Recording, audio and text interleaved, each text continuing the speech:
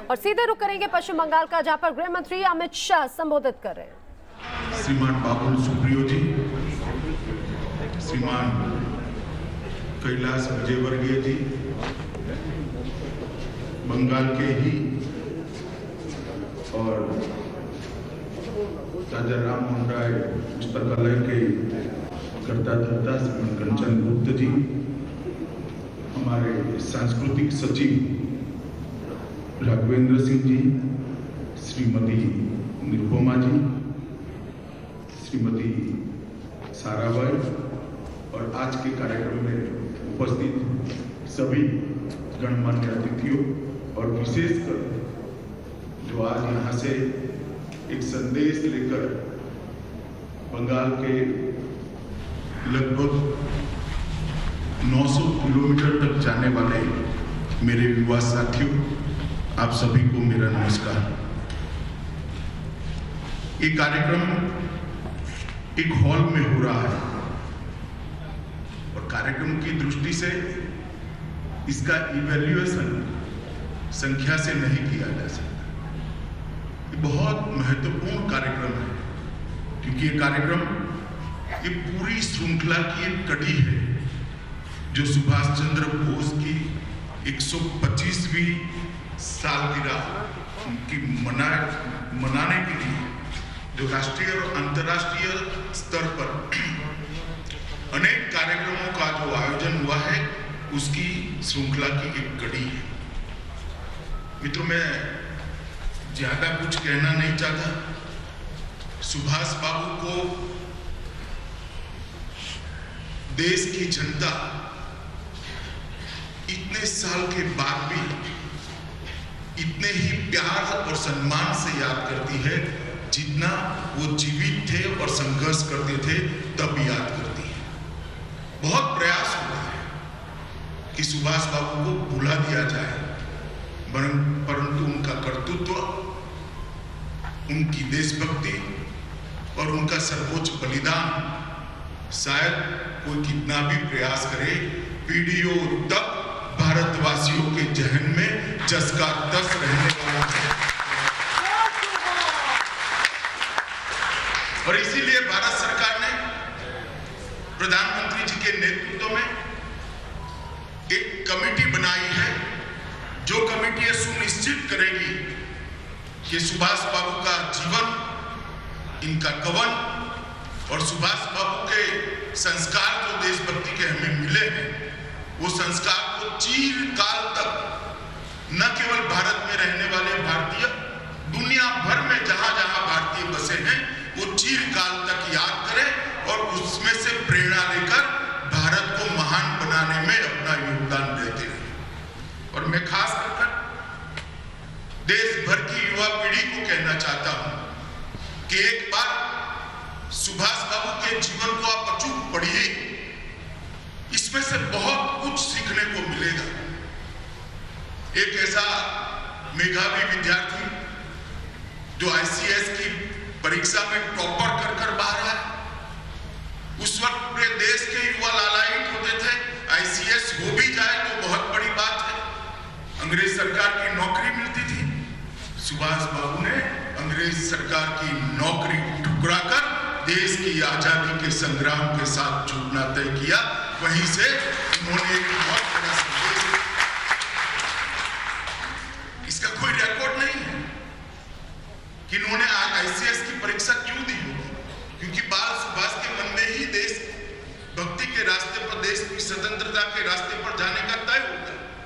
मगर ये मैसेज देने के लिए ही आईसीएस की परीक्षा दी होगी कि मैं आईसीएस होने के बावजूद भी अंग्रेजों की नौकरी नहीं करना चाहता, इस देश से अंग्रेजों ने अब जाना चाहिए। एक उत्तम प्रशासक थे, कलकत्ता के मेयर बने, कांग्रेस पार्टी के 2 बार अध्यक्ष बने और एक बार तो गांधी जी की इच्छा के विरुद्ध चुनाव लड़कर गांधी जी के प्रत्याशी को हराकर वो कांग्रेस के अध्यक्ष।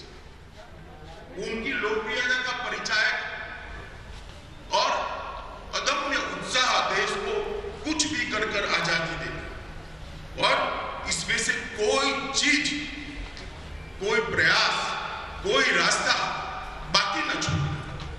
मित्रों कल्पना कर सकते हैं, एक ऐसे साम्राज्य के खिलाफ वो लड़ाई लड़ते रहते जिसका सूर्योदय कभी समाप्ति नहीं होता था, जिनका दिन कभी अस्त नहीं होता था। इतने सारे देशों पर उनका साम्राज्य था और उसको चकमा देकर बंगाल से भागकर हजारों किलोमीटरों की यात्रा कर पैदल, गाड़ी में, सबमरीन में आजादी फौज की रचना तक और भारत की भूमि पर अपना तिरंगा फहराने तक ये इनका जो संघर्ष गाथा है, कोई भारतीय ने कभी भूलनी नहीं चाहिए। और इसीलिए भारत सरकार ने तय किया है कि 125वां उनका जो साल है उसको न केवल सुभाष बाबू देश के लिए, देश की आजादी के लिए, देश को आगे बढ़ाने के लिए जिन जिन लोगों ने अपना जीवन का बलिदान दिया, जिन जिन लोगों ने अपनी पढ़ाई लिखाई छोड़कर देश के स्वतंत्रता संग्राम में डूब पड़े, उस सभी को एक बार फिर से जनमानस के अंदर पुनर्जीवित करना और उसमें से प्रेरणा लेकर आगे बढ़ना। यहाँ बहुत सारे युवा बैठे, अभी हमने सांस्कृतिक कार्यक्रम में खुदीराम बासु की बात सुनी। इतनी कम आयु में हंसते हंसते वंदे मातरम बोलकर फांसी के फंदे पर चढ़ जाना कोई कम वीरता की बात नहीं। मित्रों, हम लोगों के भाग्य में देश के लिए मरना नहीं, मगर देश के लिए जीना ईश्वर ने हम पर छोड़ा है। मैं युवाओं को खास अपील करता हूं कि जिन्होंने देश के लिए अपनी जान का बलिदान दिया, उसका स्मरण कर कर हम बाकी का जीवन देश के लिए जीना ये तय कर दे तो उनको बलिदान को इससे बड़ी श्रद्धांजलि कोई नहीं। और इसीलिए इस प्रकार के कार्यक्रम की रचना की जाती है कि युवा पीढ़ी इसको जाने, समझे, ये संस्कार को, देशभक्ति और बलिदान के संस्कार को स्वीकार करे। बलिदान का मतलब सिर्फ अपनी जान का बलिदान देना नहीं, बलिदान का मतलब देश के अस्तित्व में अपने व्यक्तित्व को घुला मिल देना, अपने व्यक्तित्व को पिघाल देना भी बलिदान होता है। देश के प्रगति के लिए, देश को महान बनाने के लिए अपना सर्वस्व दांव पर लगा देना भी बलिदान होता है। देश को आगे बढ़ाने के लिए अपनी निजी व्यक्तिगत कैरियर को भी बलिदान करना, वो भी बलिदान होता है। जब आजादी मिल गई, हजारों लाखों बलिदानियों की बलिदान के आधार पर, तब हम देश को कहां ले जाना चाहते हैं, कोई देश की युवा पीढ़ी ने तय करना पड़ेगा। सुभाष बाबू ने अगर कैरियर का सोचा होता तो आज हमारे सामने आजाद हिंद फौज का गौरवशाली इतिहास ही न होता, जिन्हें अंग्रेजों ने हिलाकर रख दिया था। सुभाष बाबू ने अगर कैरियर का सोचा होता तो भारत के ऊपर राज करने वाले अंग्रेजी साम्राज्य को झंझोड़ कर किसी ने रख नहीं दिया। सुभाष बाबू ने अगर अपनी कैरियर का सोचा होता तो देश के करोड़ों युवाओं को 125 साल के बाद भी वो प्रेरणा स्रोत न मिला होता, जिस प्रेरणा स्रोत के आधार पर आज करोड़ों युवा अपना जीवन को उस रास्ते पे ले जाने। मित्रों, नरेंद्र मोदी जी ने जो निर्णय किया है सुभाष बाबू की 125वीं जयंती को मनाने का, मैं मानता हूं कि ये बहुत बड़ा निर्णय है और इस निर्णय से देश के अंदर बहुत बड़ा परिवर्तन। आज यहां से एक साइकिल यात्रा शुरू हो रही, 3 टुकड़ियां जाएगी। एक टुकड़ी का नाम है नेताजी सुभाष चंद्र बोस टुकड़ी, जो 270 किलोमीटर का सफर तय कर नामी अनामी गुमनाम कई शहीदों के गांव में जाकर उनका महिमा मंडन करने का, उनकी याद को फिर से एक बार जीवित करने का प्रयास करेगी। दूसरी टुकड़ी रास बिहारी बोस टुकड़ी है, जो 400 किलोमीटर की यात्रा करेगी और सभी हमारे शहीद जो जिस गांव में से पैदा हुए थे वहां जाकर आगे बढ़ेगी।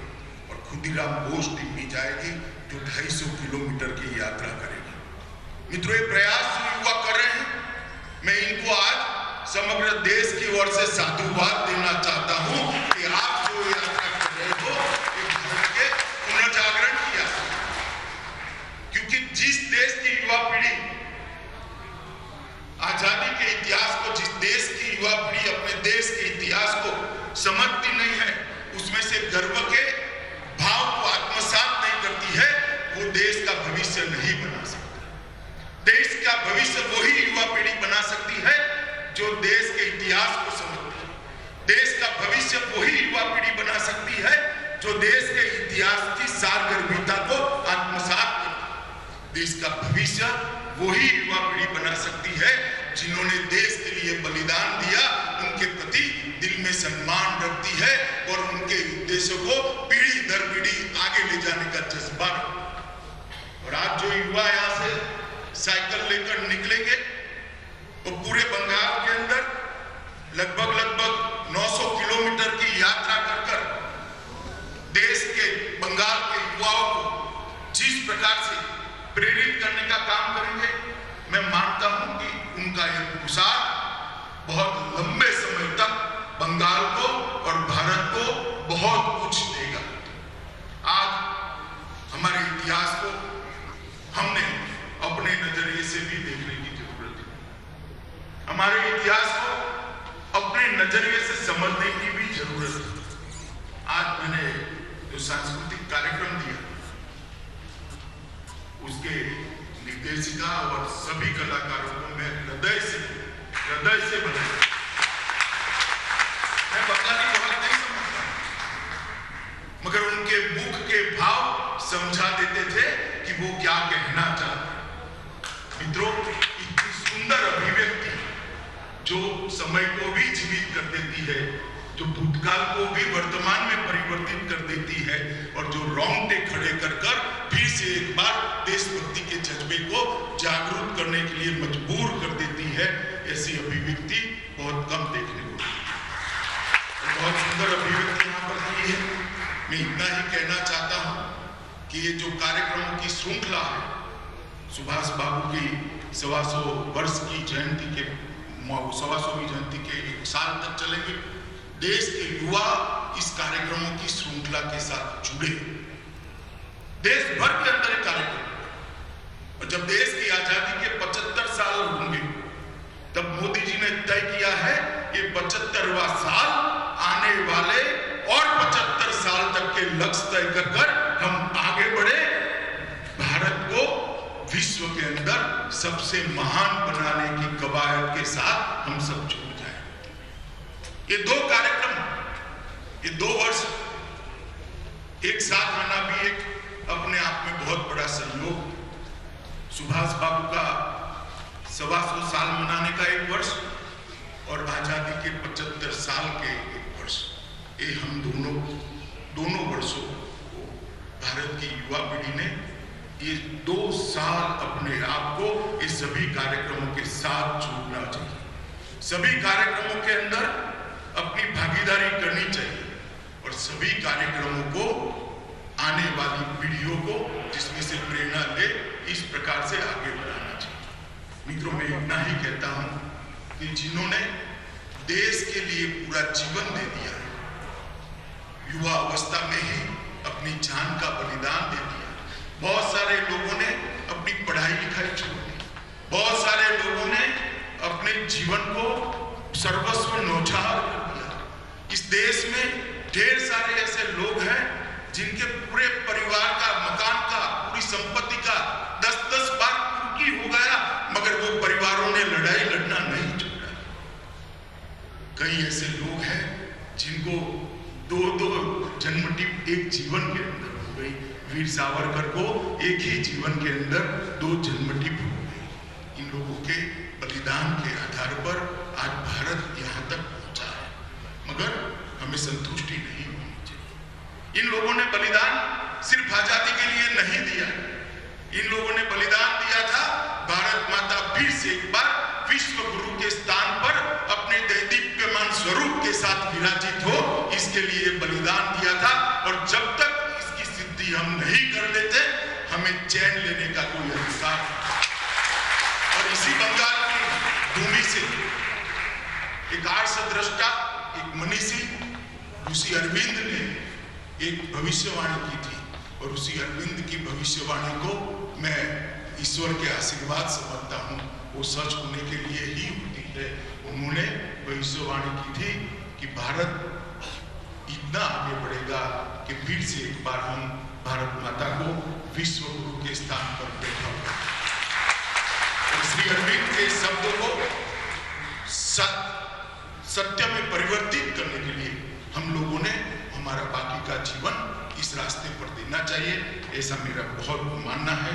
मित्रों, अंत में मैं इतना ही कहना चाहता हूँ कि मरते मरते बलिदान करते वक्त शहीदों के मनस्थिति को देखकर एक कवि ने कहा था, शहीदों की चिताओं पर जुड़ेंगे हर बरस मेले, वतन पर मरने वालों का बस बाकी यही निशा होगा। मैं इससे आगे तो अमित शाह को आप कोलकाता से सीधे सुन रहे नेशनल लाइब्रेरी से।